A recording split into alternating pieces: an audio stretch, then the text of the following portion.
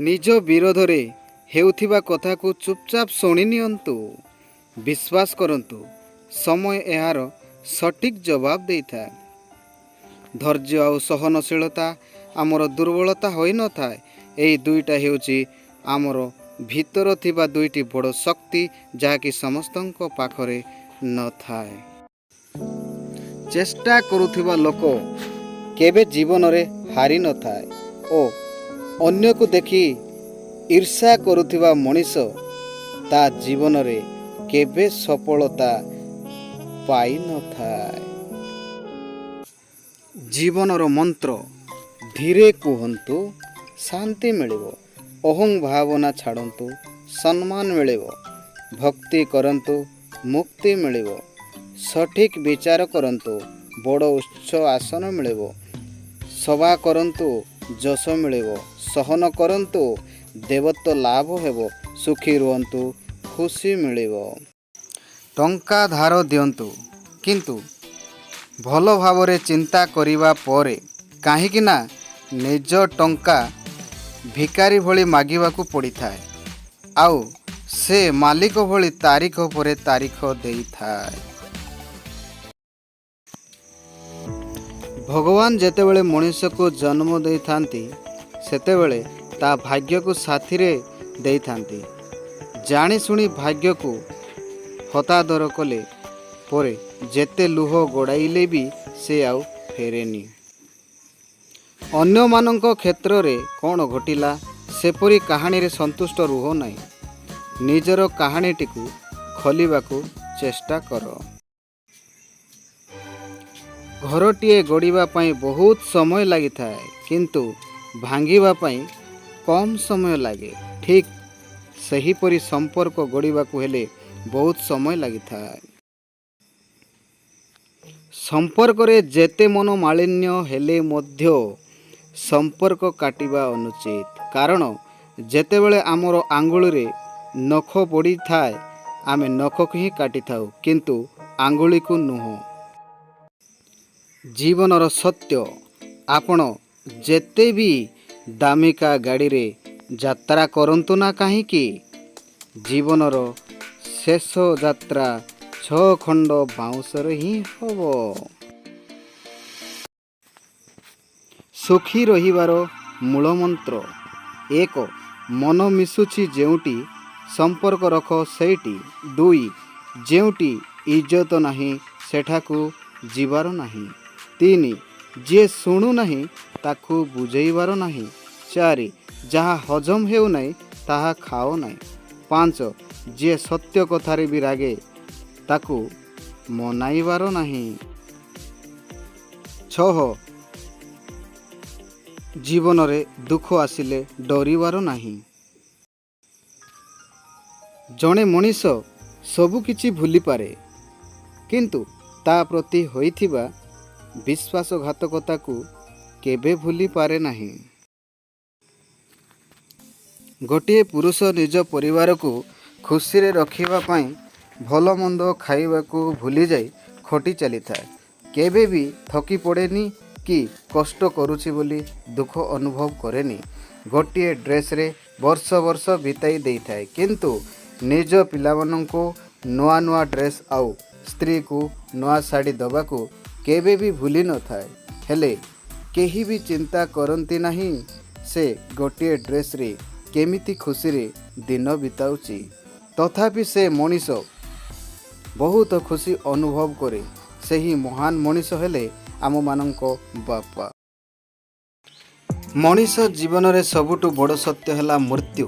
ସମସ୍ତେ ଜାଣନ୍ତି ଦିନେ ନା ଦିନେ ସମସ୍ତେ ମରିବା, ତଥାପି ବଞ୍ଚିବା ପାଇଁ କିଏ କେତେ ସୁନେଲି ସ୍ୱପ୍ନ ଦେଖିବାକୁ ପଛାଏ ନାହିଁ।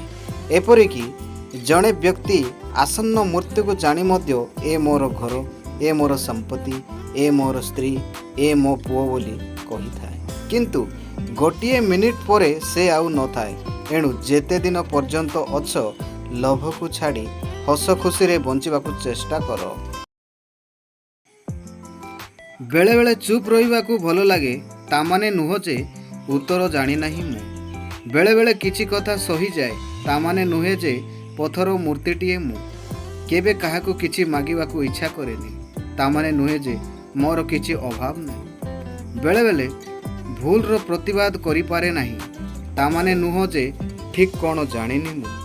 ଆତ୍ମସମ୍ମାନକୁ ଗୁରୁତ୍ୱ ଦେବାକୁ ଚେଷ୍ଟା କରେ, ତାମାନେ ନୁହେଁ ଯେ ବହୁତ ବଡ଼ ସ୍ୱାଭିମାନୀ ମଣିଷ ମୁଁ। ବେଳେବେଳେ ଅନ୍ୟମାନଙ୍କ ସ୍ୱାର୍ଥକୁ ଗୁରୁତ୍ୱ ଦେବାକୁ ପଡ଼େ, ତାମାନେ ନୁହେଁ ଯେ ବହୁତ ବଡ଼ ନିଃସ୍ୱାର୍ଥପର ମଣିଷଟିଏ ମୁଁ। ଜୀବନରେ ବହୁତ ଥର ଆଘାତ ପାଇ କଷ୍ଟ ପାଇଛି ସତ, କିନ୍ତୁ ପୁଣି ଥରେ ଉଠି ବଞ୍ଚିବାର ସାହସ ହରେଇ ନାହିଁ ମୁଁ। ସମୟ କେବେ କାହାକୁ ଅପେକ୍ଷା କରେ ନାହିଁ, କିନ୍ତୁ ଏଠି ସମୟ ସହ ତାଳ ଦେଇ ଆଜୀବନ ବଞ୍ଚିବାକୁ ପଡ଼ିଥାଏ। ଆଜି ସମୟ ଏପରି ପରିବର୍ତ୍ତନ ହୋଇଯାଇଛି ଯେ ଏଠି ମଣିଷର ମୁହଁ ଚିହ୍ନିବା ସହଜ, କିନ୍ତୁ ମନ ଆଉ ଉଦ୍ଦେଶ୍ୟ ଚିହ୍ନିବା ଅତ୍ୟନ୍ତ କଷ୍ଟକର। ପୃଥିବୀର ସବୁଠାରୁ ଭୟଙ୍କର ରୋଗର ନାମ ହେଲା ଟେନସନ୍, ଯାହା ମଣିଷକୁ ଧୀରେ ଧୀରେ ଧ୍ୱଂସ ଓ ମୃତ୍ୟୁ ଦିଗକୁ ନେଇଯାଇଥାଏ। ଜୀବନ ନୁହଁଇ ପୁଷ୍ପ ଭରା ପଥ, ଚାଲିଲେ ବାଧିବ ନାହିଁ, ପଡ଼ିଯାଇ ପୁଣି ଉଠିବାକୁ ହବ କଣ୍ଟାର ଆଘାତ ସହି। ସବୁ ସହି ପୁଣି ସହିବାକୁ ହୁଏ ମନରେ ଯନ୍ତ୍ରଣା ନେଇ, ଅଭିନୟ କରି ବଞ୍ଚିବାକୁ ହବ ଜୀବନଟା ପୁରା ଏହି। ସ୍ତ୍ରୀଙ୍କର 9ଟି ରୂପ ଅଛି ଜାଣିଛନ୍ତି ବନ୍ଧୁ? ତ ଜାଣିବା ଆସନ୍ତୁ। 1. ସକାଳୁ କାମରେ ବ୍ୟସ୍ତ ଥିଲେ ଅଷ୍ଟଭୁଜା। 2. ପିଲାମାନଙ୍କୁ ପଢ଼ାଇବା ସମୟରେ ସରସ୍ୱତୀ। 3. ଘର ଖର୍ଚ୍ଚରୁ ଟଙ୍କା ରଖିବା ବେଳେ ମା ଲକ୍ଷ୍ମୀ। 4. ଘରେ ରୋଷେଇ କରିବା ସମୟରେ ଅନ୍ନପୂର୍ଣ୍ଣା। 5. ଘରର ସମସ୍ୟା ବେଳେ ପାଖରେ ଥିଲେ ପାର୍ବତୀ। 6. ପୂଜା ସମୟରେ ସ୍ୱାମୀ କିଛି କହିଲେ ଦୁର୍ଗା। 7. ସ୍ୱାମୀ ବଜାରରୁ ଖରାପ ଜିନିଷ ଆଣିଲେ କାଳୀ। 8. ସ୍ୱାମୀ ଭୁଲରେ ଶ୍ୱଶୁର ଘରର କଥା କିଛି କୁହନ୍ତି ମହିଷା ମର୍ଦିନୀ। 9. ଯଦି ସ୍ୱାମୀ ସ୍ତ୍ରୀଙ୍କ ଆଗରେ ଅନ୍ୟ ସ୍ତ୍ରୀର ପ୍ରଶଂସା ଭୁଲରେ ବି କରନ୍ତି ରଣଚଣ୍ଡୀ। ଭାଗ୍ୟବାନ ସେହି ବିବାହିତା ପୁରୁଷ ଯିଏ ଘରେ ରହି ନାରୀଙ୍କ 9 ଅବତାର ସବୁବେଳେ ଦେଖନ୍ତି। ଜୟ ଜଗନ୍ନାଥ। ତୁମ ପଛରେ କିଏ କ'ଣ କହୁଛି ଭାବି କେବେ ବିଚଳିତ ହୁଅ ନାହିଁ। ଯଦି ତୁମେ ସତ ରାସ୍ତାରେ ଅଛ, ତେବେ ଦୁନିଆର କୌଣସି ଶକ୍ତି ତୁମର କ୍ଷତି କରିପାରେ ନାହିଁ। ପତ୍ନୀକୁ ଭାବନି ପାଦର ପାଣ୍ଡି, ଯାହା ସାଥେ କରିଛ ଘର, ସେ ପୁରା ଅଠେଇ ସୁଖ ଦୁଃଖ ସାଥୀ, ଚଳାଏ ଘର ସଂସାର। ସୁଖ ଦୁଃଖ ସାଥେ ସଦା ଥାଏ ପାଶେ, ସେବିକା ସାଜି ସେ ତୁମ। ନିଜ ପରିବାର ଛାଡ଼ି ସେ ଆସିଛି, ଉଣା କରିନି ତା ମନ। ବାଇ ସେ ନେଉଛି ଜୀବନର ଡଙ୍ଗା, ତୁମରି ଭରସା ପାଇ। କେତେ ଓଷାବ୍ରତ କରେ ତୁମ ପାଇଁ, ନିଜେ ସେ କଷଣ ସହି। ଅନ୍ନପୂର୍ଣ୍ଣା ସାଜି ଖୁଆଏ ତୁମକୁ, ପାଇଟିରେ ଛୁଟି ନାହିଁ। ଯେତେ ଦୁଃଖ ଥିଲେ ମନରେ ତାହାର, ଭୁଲେ ସେ ତୁମକୁ ପାଇ। ପତ୍ନୀ ସିନା ଅଟେ ନିଃସ୍ୱାର୍ଥ ସାଥୀ ଅଟେ, ତାପରି କେହି ତ ନାହିଁ। ମୋର ବ୍ୟଥା ନ ବୁଝିଲେ ତାହାର, ସଂସାର ଚାଲିବ କାହିଁ। ସମ୍ପର୍କରେ ସବୁବେଳେ ଗୋଟିଏ କଥା ମନେ ରଖିବେ, ଭୁଲ ନିଜର ହେଉ ବା ଅନ୍ୟର, ସମ୍ପର୍କ ତ ଆମର ନା।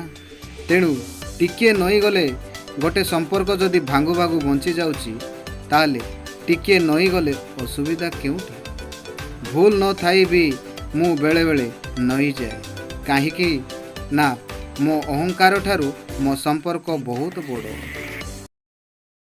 ଧ୍ରୁବ ସତ୍ୟ, ମୃତ୍ୟୁ ବୁଝେ ନାହିଁ ବୁଢ଼ା କି ଭେଣ୍ଡିଆ, ଯମ ଦେଖେ ନାହିଁ ଟଙ୍କା। ମଶାଣି ବୁଝେ ନା ଧନୀ କି ଗରିବ, ସତ୍ୟ ସେହି ଜୁଇ ଶିଖା। ପୁଙ୍ଗୁଳା ଦେହରେ ଜନମ ଲୋଭିଛୁ, ପୁଙ୍ଗୁଳା ତୁ ଯିବୁ ଚାଲି। କେତେ ତୁ କରୁଛୁ ଗର୍ବ ଅହଙ୍କାର, ଶରୀର ତ ମାଟି ବାଲି। ଦାନ ଧର୍ମ କରି ଜୀବନ ତ ବିତୁ, ତ୍ୟାଗ କରି ଅହଙ୍କାର। ମଶାଣିରେ ଯେବେ ବିଦାୟ ତୁ ନେବୁ, ମଶାଣିରେ ଯେବେ ବିଦାୟ ତୁ ନେବୁ, ଶୁଭୁଥିବ ଜୟକାର।